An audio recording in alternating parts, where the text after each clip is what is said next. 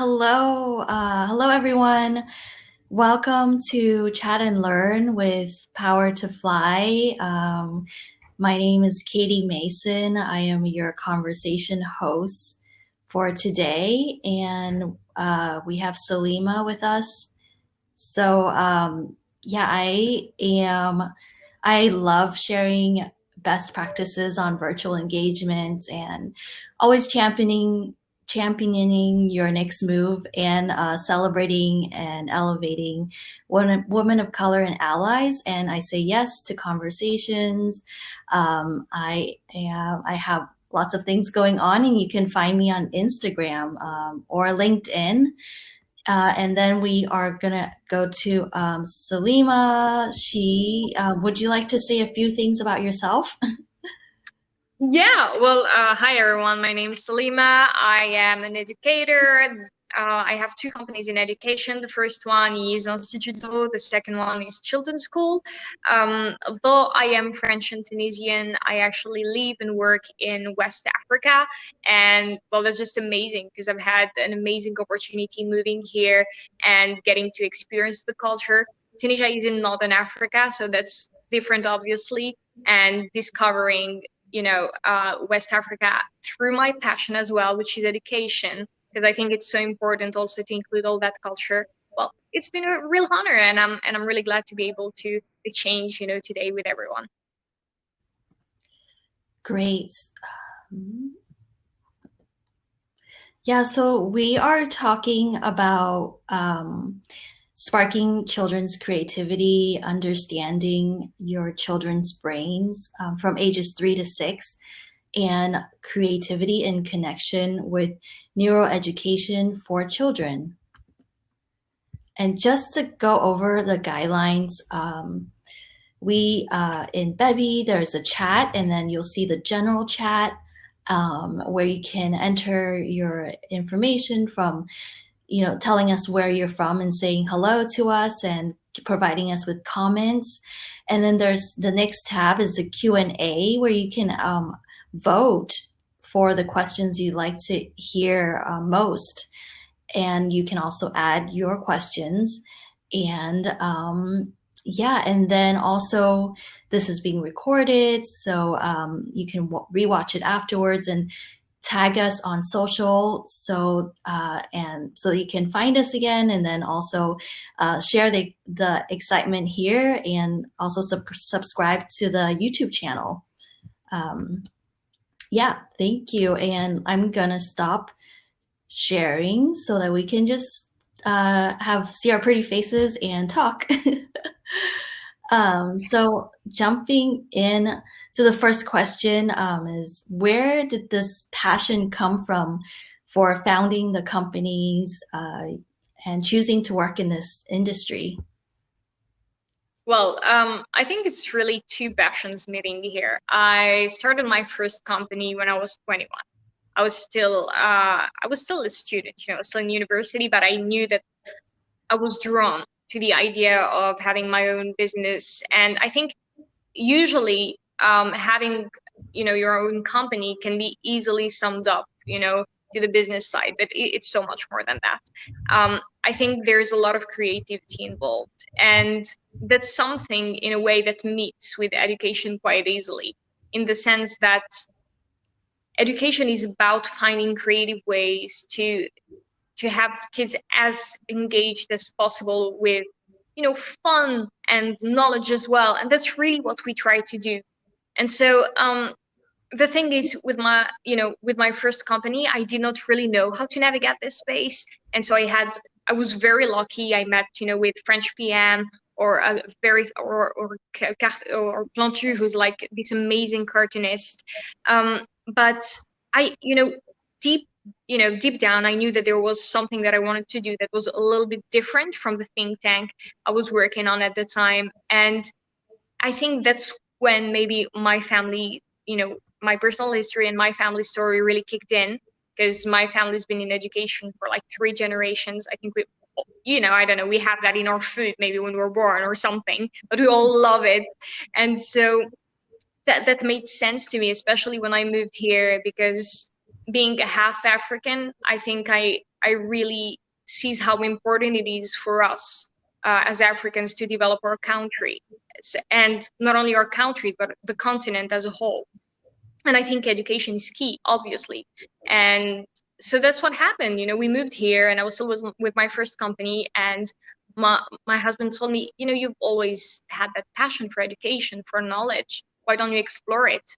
And well, I explored it, and now we're a couple years later. We've had, almost 300 clients in 4 years, right? And people are happy, which is, it just makes me super happy. Cool. And if you can share your background as far as your training education, we'd love to hear it. Yeah, so I think I have kind of an original background thanks to the, really multicultural aspect of my family, right? I'm European and African, but I was really exposed to many cultures as a kid. I was really lucky to grow up in a family where we had very strong ideals. For instance, my family, we were like political opponents under the dictatorship of Ben Ali.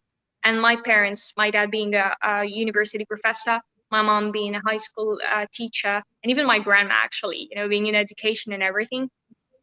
Education for us was always a way to resist injustice, to resist all that had been going on at that time in Tunisia. And so, though at first I did study law, that was definitely not for me, but it's quite useful today, as a business owner. But that's, I knew that I had at some point to turn to something else, and education, I guess, it was really like the right call for me.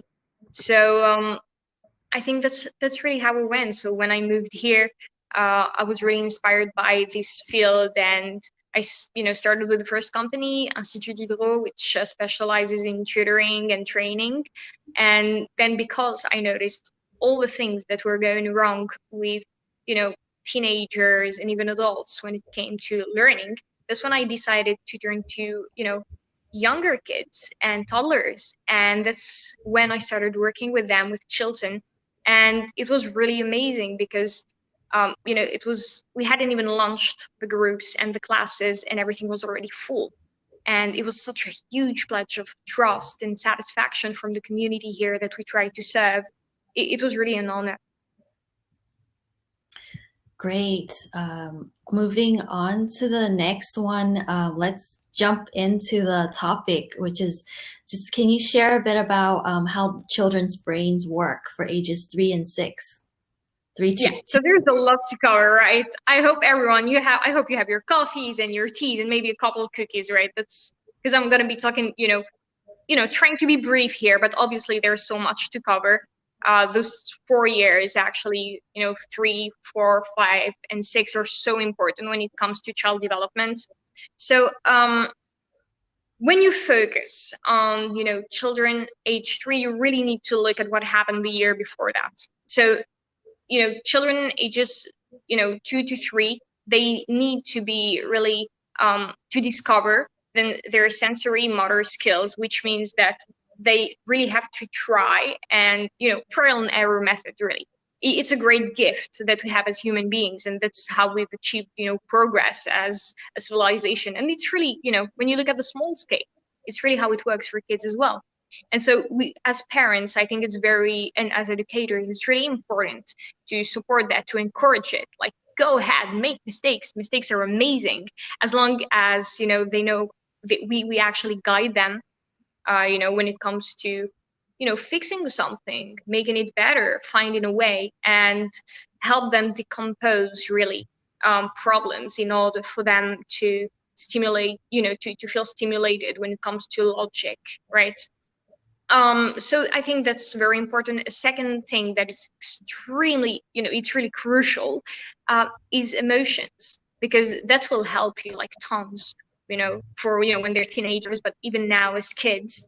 It's really important to identify emotions, anger, shyness, sadness, because there's something really important to know, and I know how frustrating that can be sometimes for parents and educators, is when you have a tantrum or your kid is crying and you don't know why, and you're not sure how to figure that out.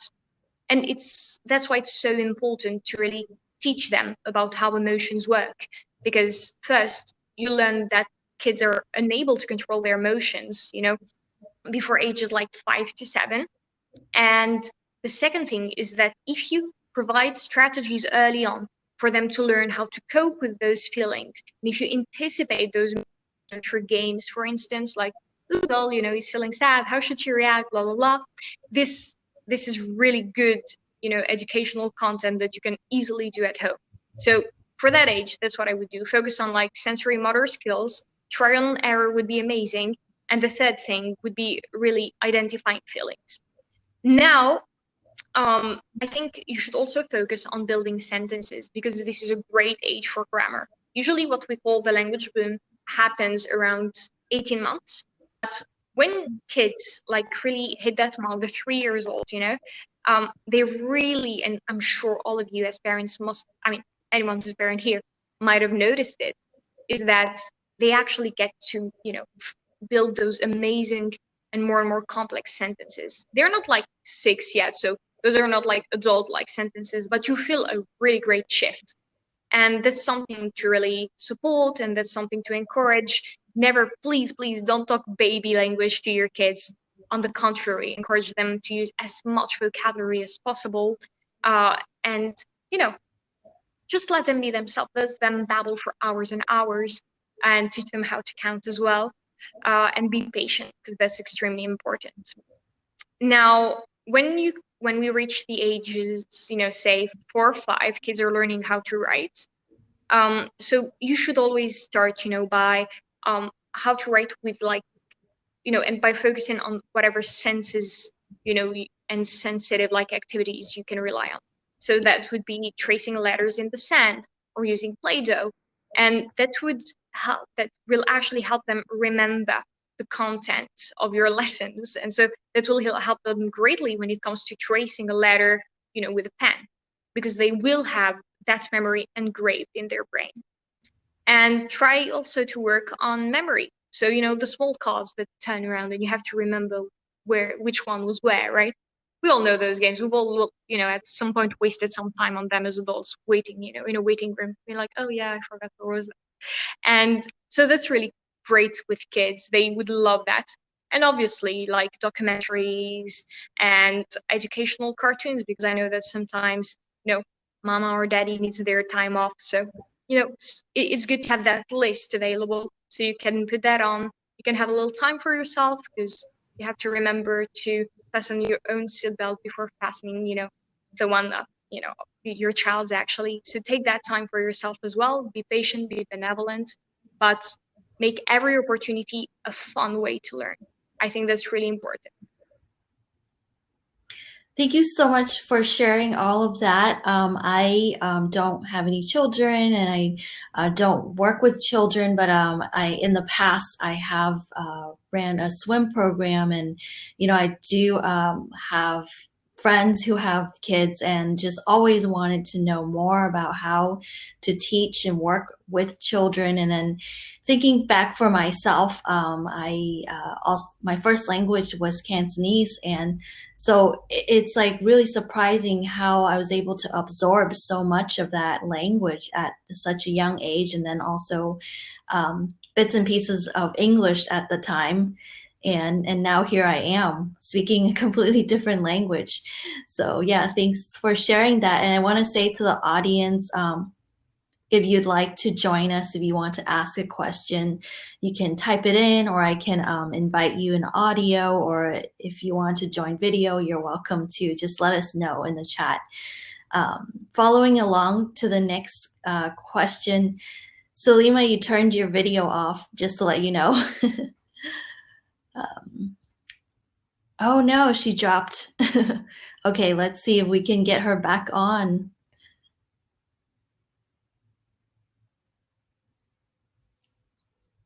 I'm so sorry. I don't know what happened here. It Yeah. All good Awesome. now? Yeah, great to have you back on. Yeah. So yeah, Word. Just wanted to bounce back on what you just said about learning yeah. like multiple languages as a kid. That's actually amazing for the brain because the more languages your kid will be exposed to, the more neurological connections they will have. My native language is not English at all. Actually, well, it became at some point because I was really lucky, to have the mom that I have, and she speaks a lot of languages, so she would speak all those languages to us at home. But initially, I speak French and Arabic, and I think most people don't guess that the first time they talk to me, and that's because kids, when they're exposed to many languages, they can actually, identify and learn and reproduce that much easier all those sounds.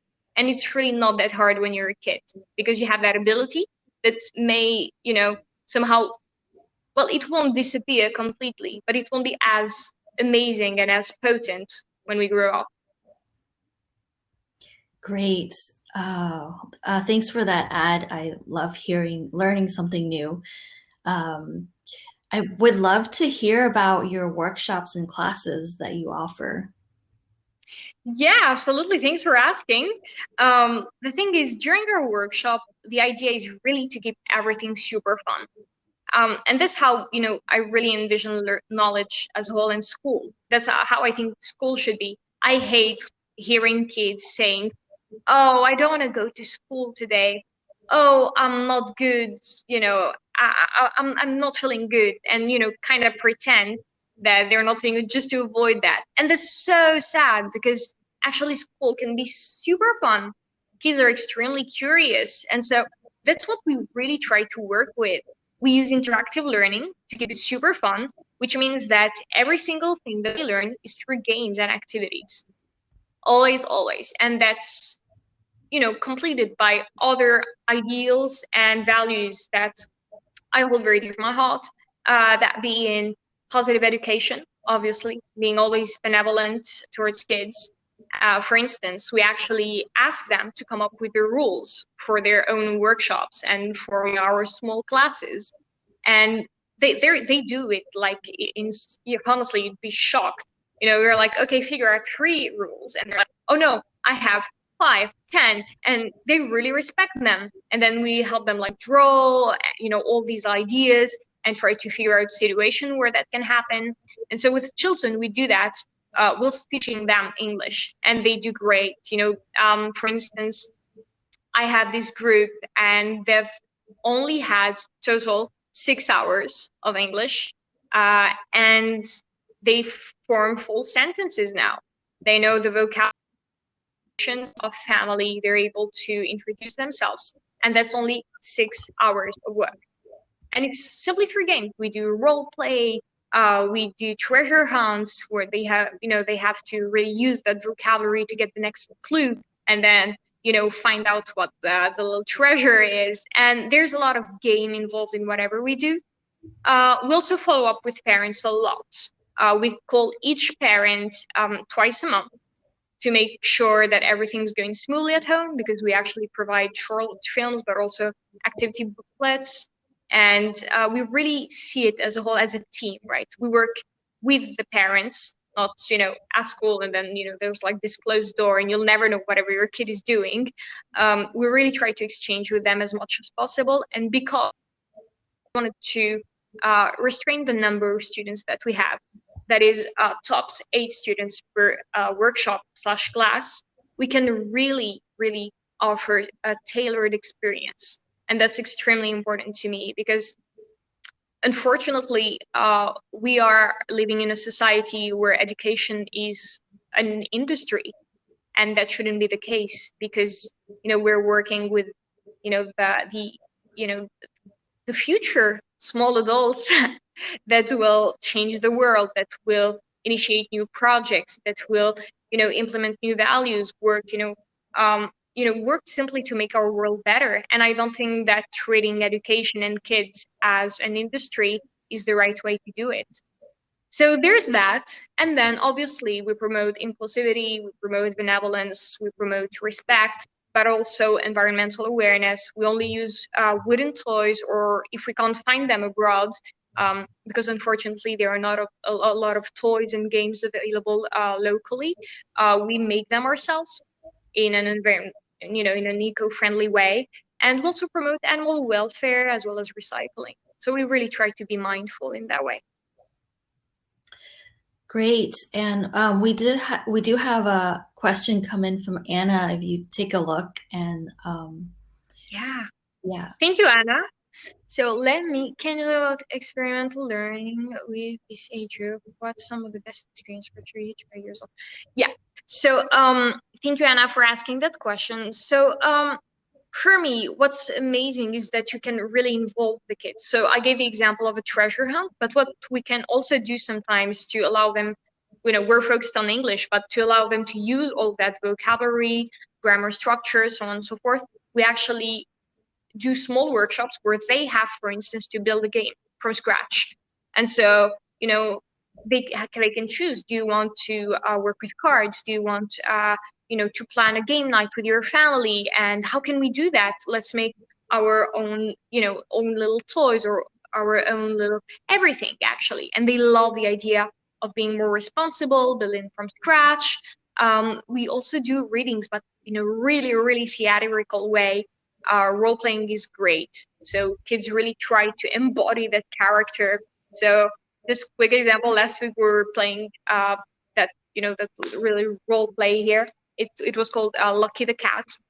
And so Lucky the cat has a family, and they each had to play a member of the family. So we had a very old cat, which was like very like grandpa-like, and then the grandma, who was a super active grandma, and but she was always on top of her game, and she was like the amazing grandma. And then all these characters, and the kids, they love it. They're like, oh yeah, and my grandma's like this, so can I put that in the character? And we're like, yeah, sure. And so playing with their creativity, playing with their amazing imagination, but providing, I guess, guidelines and being there to always put that knowledge injected as we go. I hope I've responded to that question. Let me know if you need more details or anything, Anna. Mhm. Yeah. Can you tell us about how you set up these curriculums and like how do you measure success for the children? Well, yeah, sure. So the curriculums, it's always a very fun part as far as I'm concerned, because it's super creative. You have to figure out how to reconcile academic requirements, which may sound very boring sometimes, um, and at the same time, you need to really match that with entertainment, and that's I think the funniest part of all. And it's very challenging sometimes because, well, grammar at first doesn't seem very fun, does it? But when you make it, very playful through games, through cards, all these games, they can be really fun for kids. And so we really try to diversify, and then we ask the kids, what kind of game do you like? And so kids will usually let you know. They're very open about their feelings when you ask them directly. And so we try to follow up with that, and then they enjoy it even more. So yeah, and I think in that way, success is really easily measured. It's very easy. It's when kids are happy, had fun, and manage to master all the vocabulary, all the grammar of a given theme or chapter, and eventually, well, they speak the language step by step. Mhm. I love it. I love that. I love the part you shared in the last question, even where you're allowing the children to create the rules of the game so that they feel empowered and in charge, and that they have a responsibility. So so awesome. Thank you, because they will in the future, right? And I think the difference is that when we simply impose on kids, it it's not, there is no legitimacy to saying to someone, now you do that, and that's it. You just do it. Now you just listen to me because I'm an adult and I know better than you do because I'm a couple years older. And for them, it's just, you're like taking away all that power and all that will that they have to prove how capable they are and how motivated they are. Just giving them the opportunity to show their skills and to show what they can do. Oh, they're really the happiest on earth when you do that. And they want to show you how well they can do. Mhm. Great. I think yeah, let's expand more onto like what parents can do at home for applying the neuroeducation methods. Yeah, well, I'm a book nerd. I don't know if you can see that. There are a lot of books there. I really like reading. So I would definitely recommend that. Um, I know that nobody's feeling like reading research, like 40 or 50 pages of it every day, and I getcha. I do. Though I do like reading research, I getcha.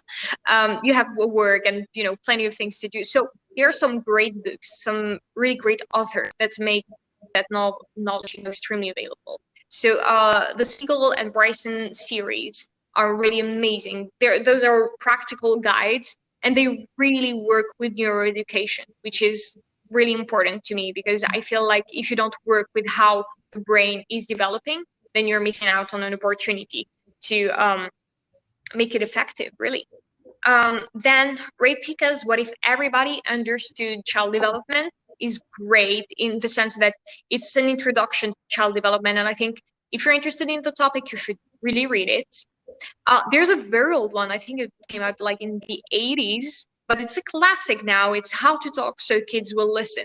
And it's just fabulous to see how the author, and most probably some of you have read it, but it's amazing to see how the author just grasped all of that, positive education method and theory, just decades, before the movements that we know now that are very, very well known, really, about positive education, positive discipline, and everything. And so I think it's really amazing to look that up. Um, Now, the thing is, the best way to learn about your kid is also, to observe. And I think that in a way, science and your education really stems from observation.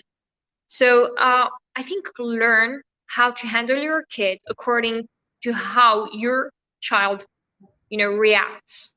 According to your children, if you have many needs and sensibility, support them and above all, listen to them. The more time you will spend with them, and I know that sometimes it's tough when you're inactive, but try to spend quality time when you have that, when you can have that. Make the time for time.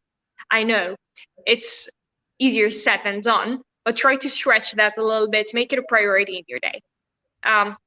If working out was a priority, now try having that quality time, because you will learn tons about your kids, and also you will have a lot less issues.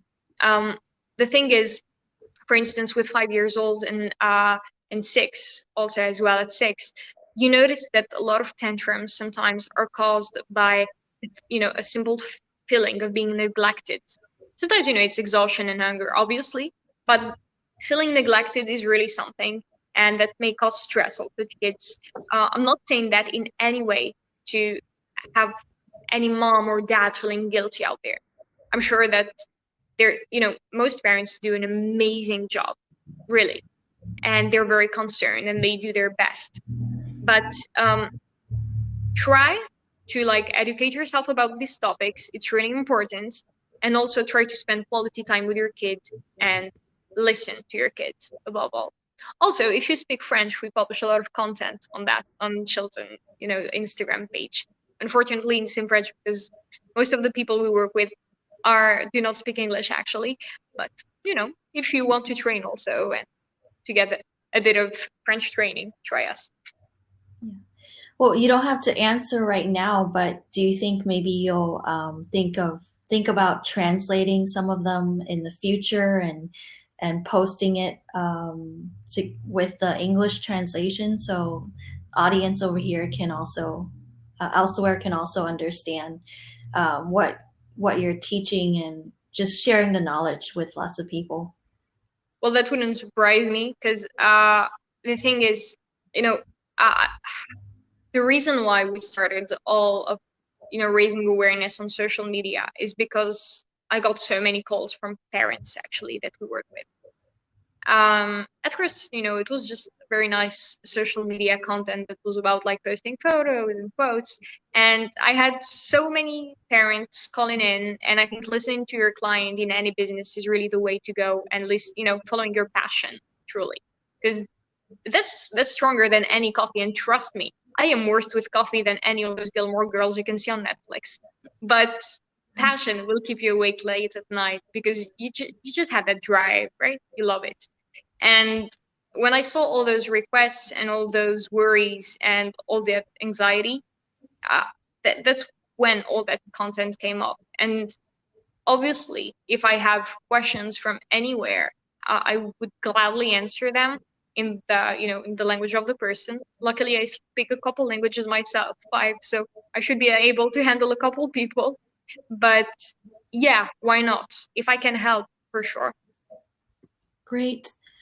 We can go into just number 10. How can I make the most of my time with my children when remote working and remote schooling? Yeah, well, these are short, aren't they? So I guess maybe the best way to work that through is with a really, really good planning strategy. Just have your daily planner that you can build actually with your kids. And just keep in mind that it should be flexible in terms of content because, kids are obviously not robots and sometimes they like to switch around and do different things. So are we, right? We're the same. Sometimes you plan something but then you'd like to start with something else. And it's fine as long as everything is done by the end of the day. And I think we have an amazing opportunity here because kids just they wake up at crazy early hours. How many times have I heard moms and dads telling me, I'm trying to sleep, till 8. Let's be crazy. This is Saturday or Sunday. And my kids at 5, they're like running around, jumping around. I don't know what to do. So try to utilize that. Try to actually plan activities very early and exploit that idea really. Have them do many activities before you go to work. Then take 5 minutes again for coffee, tea, whatever you're having. And then during the day, try to really schedule also your work and theirs separately, but ask help if you need to. For instance, teach your kid autonomy while they play, and ask them to help out with the chores and housework. That's a fantastic way for you to get a little more mama or daddy time a little later during the day, or even just work during the day. But at the same time, that will allow your kids to feel involved and responsible. So, let them water the plants and observe how a plant grows. It's just fantastic knowledge. And ask them to dust off lower shelves because that breaks your back. And who loves back pains? And, ask them to remove pet hair from pillows because if you have a pet, that's a great way to learn how to be responsible for someone or like anything you're in charge of or anyone you're in charge of. And you could really actually teach them many things. Do you know those little Montessori games, Katie? They cost like a lot, and you have to button up or zip up a couple, t-shirts or shirts, and that's really, really expensive. So you know what you can do? You grab the laundry and you're like, hey, this is homemade Montessori. Go, give it a shot. And you're saving money here, so that's like smart parenting and at the same time very cost efficient parenting. So that's a way to to also do that. And just keep in mind, it's always okay not to get it right the first time. And the routine, you just have to adapt it as you go to your kids and to your needs as well. And we have a question from Anna. What are some methods, games to teach children who have not had the chance to interact with other children due to the pandemic? Yeah. So, what exactly do you mean? Do you mean social skills or simply to teach them, knowledge in general? If you can just give me the little extra information, Anna. Yeah, it sounds like it would be something new. It's like almost thinking like as adults, wow, I haven't seen my friends or been around them for so long. How do I kind of shift slowly into that mode where I can know how to be around other people who are like me? So like as a little kid, like other little people who are like me, and thinking in that sense, I think, yeah, Oh, okay. how All to get right. along. So yeah, okay. So if it's social, thank you for the additional information. it's really amazing to use like any kind of doll or teddy bear because, well, you have to help kids navigate that, obviously, because you're going to have to, be the kind of makeshift person here through the dolls or the teddy bear. But, you can really use that. You have all those different situations like, oh, I don't know, give me a good doll name or a good teddy bear name, Katie, please. I don't want Barbie. That's too classic. Care Bear. Okay, Care Bear. Care Bear is, is going to school for the first time. Amazing Care Bear. And so Care Bear is meeting, I don't know, he's meeting Papulipo. That's a very complex name, and I'm not sure how but that came up. And so Papulipo and Care Bear are meeting for the first time. But oh wow, Care Bear doesn't want to share. What? He doesn't want to play with Papulipo. Let's try to find a way to figure that out. How should they behave? Oh, then and just build up all that narrative. Storytelling is an amazing way to remember anything. It actually works with adult brains. That's also a fun fact. That's how world champion, memory world champions actually remember all those series of numbers. And I think storytelling overall is a great way to teach kids and to have them interact, to leave the situation, because their imagination at that time is so powerful that, well, unfortunately, sometimes they can't tell the difference. That's why they're scared of monsters and stuff like that. But at the same time, it's an amazing tool because it can feel extremely real to them when you're teaching them about a given situation, and you really want to prevent anything from happening later, or you want to show them how they should behave in a certain type of situation. Cool. I hope that was helpful for Anna. You can Yeah. let us know. Yeah.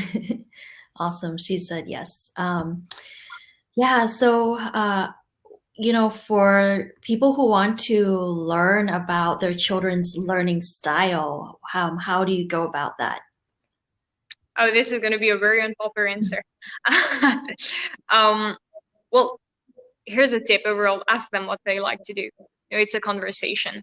Um, they're think of it as not obviously observe your kids and learn from that as you would, with a friend or someone but ask them, this is like the most efficient way of communicating with anyone, no matter the age. And it's extremely effective. So observe also what they like and turn those favorite games into educational opportunities. And I know that online you can find so much content about, figuring out if your child is a visual, auditory, or a kinesthetic learner. But actually, most kids, they actually use a combination of these. And well, there is a good reason why. The thing is, learning things to different types of stimuli, it actually allows us to engage better with knowledge and thus to be able to reuse it more effectively, simply.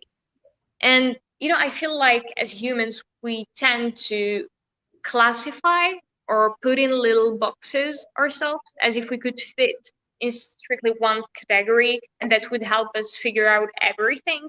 But I don't think that it works that way. Often I feel like it imprisons children in beliefs. How many times have I heard, oh, I'm not really good with math. Math is not really my thing. Or I'm not really good with foreign languages. Well, is there any baby who was born speaking 10 languages, or who was born, just chit-chatting, with Einstein's equations? I don't think so. It's really all about exposure, about experience, and not imprisoning ourselves in beliefs. It's actually a concept in psychology. It's called the Pygmalion effect. Kids actually tend to reflect what they were told they were, or, just tend to become a belief that they've built for themselves. And actually, none of that is true. It's simply belief. In reality, the brain is extremely flexible. And though we may be more sensitive to some approaches than to others, because our brain is made that way, or because we grew up in an environment that was, I don't know, more literary friendly or more scientific friendly, or so on and so forth, artistic friendly and all. I think it'd be really, really too bad to miss out on other learning experience and to limit ourselves to like one or two things. We have the entire world to discover, have all these opportunities. Let's use them. I love it. It's really wonderful. I feel like I feel the same way as far as just not limiting my beliefs and really expanding myself, opening up myself to opportunities and new knowledge and ideas. So this is so cool that it also works for kids, especially tying back to how you're saying that they are absorbing so much and that it's helpful to engage them in such a way. Yeah, exactly. Because when you think about it, isn't it linked to, you know, we tell ourselves that we should do this or that, and the lack of confidence that, you know, that stems from that, simply translates in a way, uh, beliefs that were given to us and that were engraved in us, but those again are not true in any way. Is a belief necessarily true? And in this case, unless obviously there is like a specificity to one child, and you have to figure out ways to do things a little differently. We do work also a lot with kids who have dyslexia and everything, and it's just another way to learn. It doesn't mean that there are any closed doors. I've had like children struggling with dyslexia who had like a at in literature, for their A level here. So it doesn't mean anything. It's just about the way to approach it. And we can go into the common struggles that you hear from working parents. Can you share a bit about that? Yeah, I think the ones I hear the most redundant struggles would be how to deal with emotions. So really anything emotion, you know, related, tantrums especially, which is why I insist on this so much. And that's one of the first things that we teach our kids. So some people would be surprised, like you're teaching English. Why do you start by teaching them emotions? And I'm like, that's actually how I get to teach them everything else. Because when I understand how they're feeling, when they're able to articulate it, then they're open to learning. And I can actually communicate with them and understand what makes them happy, what they don't like. Well, so far, so good. They've always been happy, but it's good to know the other emotions too, because sometimes you have a kid, in our case, they came back from another activity or something, and the little, that one time I had the little girl coming in, she was super sad. I told her, well, she's learning English, so I told her, "How are you?" And she was like, "Sad." And that just came out in English, and it was you know, a bit surprising because that's definitely not her mother tongue, but also she was able to articulate how she was feeling. And then she explained obviously the backstory. My friend was, not so nice at school and everything. But I don't think she would have been able to really focus and learn if we hadn't, explored that issue that she was going through and tried to fix it together.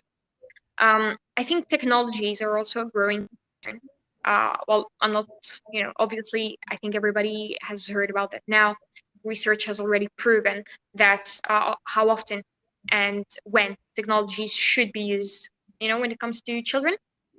But we also often forget a very famous saying, monkey sees, monkey does. So as educators, as parents, we need to be very careful. I know it's hard to navigate your professional life and your personal life, but I guess, this is also something that parents and educators have to factor in, really.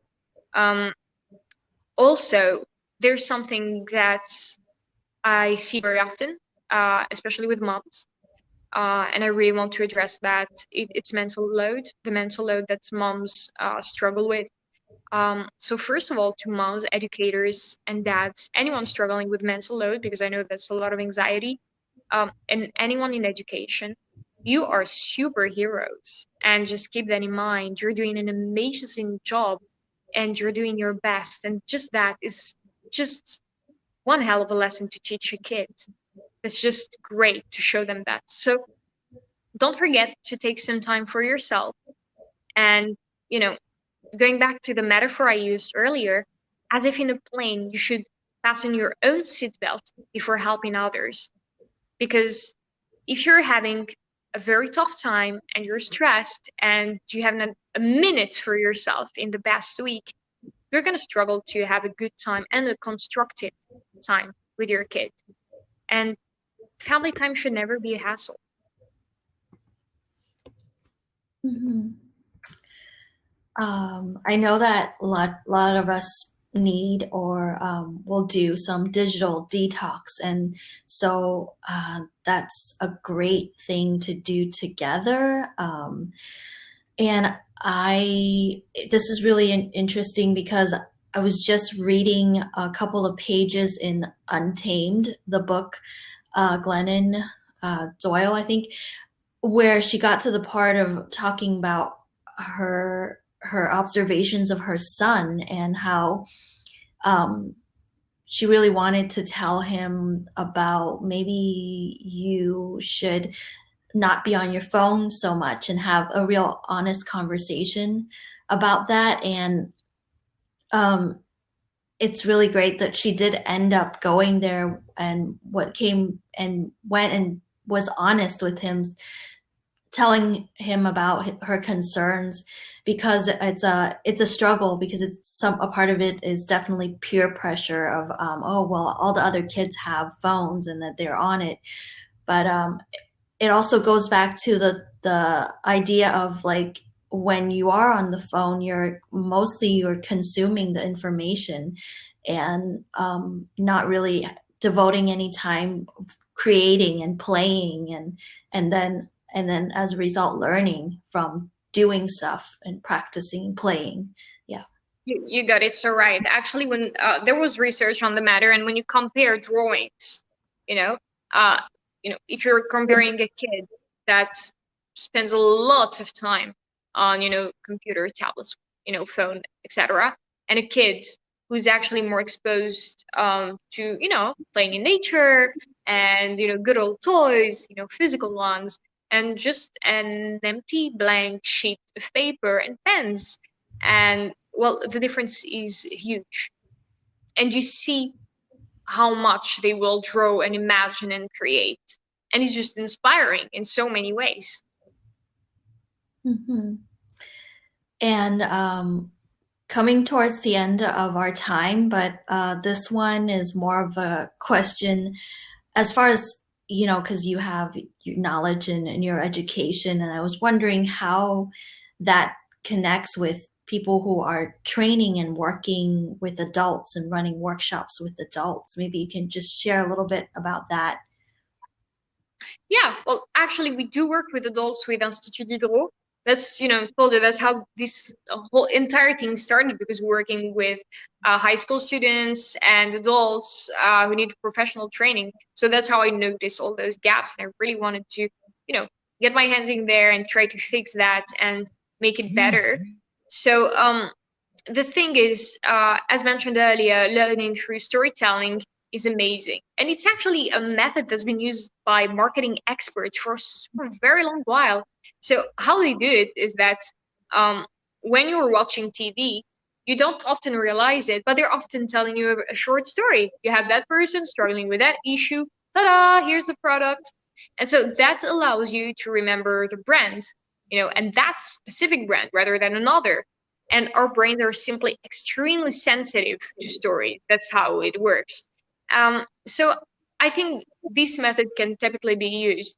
I did the test once, just to see how far that could go on adult students of mine, and they were able to remember, I think, tens of decimals of, the mathematical number pi, and it was amazing. I was like, whoa, it can go that far. And those people were like, no, no, no, but I'm really bad, with math, and memory is not my strong suit. And they were actually able to do it, and they were shocked simply because I gave a story to each number, like, oh, you're on on that pathway, and you're meeting with your uncle who's no at the time, and you're giving that age and then another number, but it all makes sense, and you can actually connect these form, this kind of information with things that you're familiar with, and so it really works well with the brain because you create connections. That's very basic. Um, Also, I've noticed something else, early on, when I was a student, actually, high school student, and that's something that's really stuck with me, is that I love reading again. That's really something I feel very passionate about. But from time to time, whenever I didn't feel like reading, I would actually ask myself, how come? That's weird. And so I would kind of try to analyze the situation. And what I noticed, and then it worked, I mean, the same analysis actually worked with other people later, when I, actually applied that to them, is that whenever we're not doing something because we love it, whenever we're doing an activity because in some way we were forced to do it, then we develop some kind of disgust. And I think that's really something we need to tackle, an issue we need to tackle. If you feel like reading is not, something you love, just try reading about your favorite topic in the world. Because Harry Potter, politics, gardening, but reconnect with activities through your passion. You want to learn, I don't know, English? You who cares about, at first, who cares about what your, the field you're working in? Say you're passionate about history, maybe let's try and figure that out through history. And then it will become all the better for you. And you will want to go back and learn more. Hmm. So cool. Yeah, thank you for participating. And this was just really so wonderful and really always so great to be talking to you, Salima. Yeah, any parting words before we go? And yeah, if you will at some point also make some or blog about your work in English, we love to also learn and get that information when it comes. Or and how do we get in touch with you? So just in case we have more questions.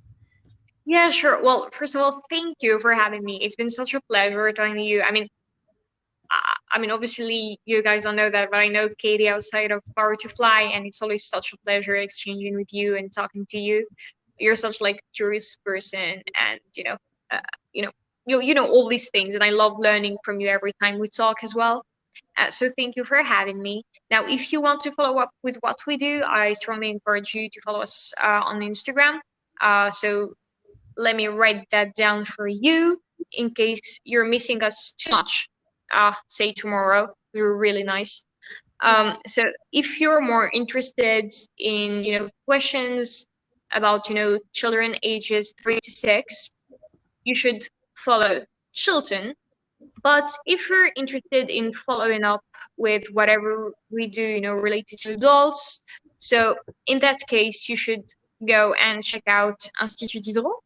But if you want just to talk to me and get to know, ask me as many questions as you want, really, I always try to be extremely reactive. I love talking and exchanging with people and learning about their struggle and trying to help them out.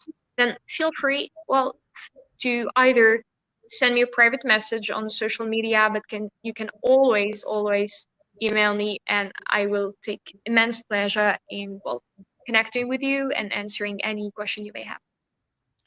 Yes, I love how when we would get in touch that we're now starting to use more voice messages, and it's always really fun to hear each other. And so yes, definitely Salima can help you if you need any help, any question at all. She's just a wonderful friend and have so much knowledge in this area. And so, yeah, with that, I'm gonna say, yeah, good morning, good afternoon, good evening to you all, and looking forward to seeing you next time on another chat. And yeah, bye. Thanks, everyone. Thanks, Anna. Thanks to all the attendees. Bye. Bye.